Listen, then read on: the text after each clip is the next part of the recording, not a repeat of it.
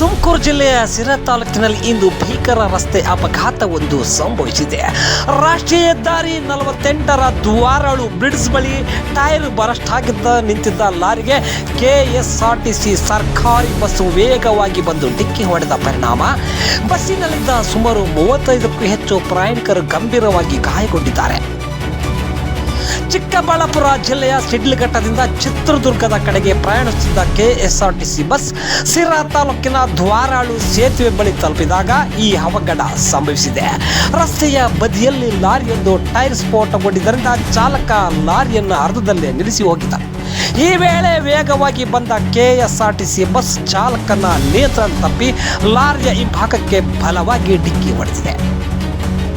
ಡಿಕ್ಕಿಯ ರಭಸಕ್ಕೆ ಬಸ್ನ ಮುಂಭಾಗ ಸಂಪೂರ್ಣವಾಗಿ ನಚ್ಚುಗುಜ್ಜಾಗಿದ್ದು ಪ್ರಯಾಣಿಕರು ರಕ್ತದ ಮಡುವಿನಲ್ಲಿ ಬಿದ್ದು ಚೀರಾಡುತ್ತಿದ್ದರು.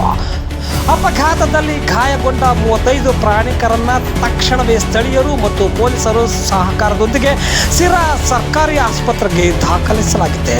ಇವರಲ್ಲಿ ಹಲವರ ಸ್ಥಿತಿ ಗಂಭೀರವಾಗಿದ್ದು ಹೆಚ್ಚಿನ ಚಿಕಿತ್ಸೆಗಾಗಿ ತುರ್ತು ಚಿಕಿತ್ಸಾ ವಾಹನಗಳ ಮೂಲಕ ತುಮಕೂರು ಜಿಲ್ಲಾಸ್ಪತ್ರೆಗೆ ರವಾನಿಸಲಾಗಿದೆ.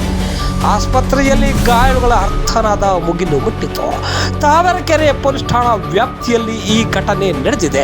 ಇನ್ನು ಘಟನಾ ಸ್ಥಳಕ್ಕೆ ತಾವರೆಕೆರೆ ಪೊಲೀಸರು ಭೇಟಿ ನೀಡಿದ್ದು ಪರಿಶೀಲನೆ ನಡೆಸುತ್ತಿದ್ದಾರೆ.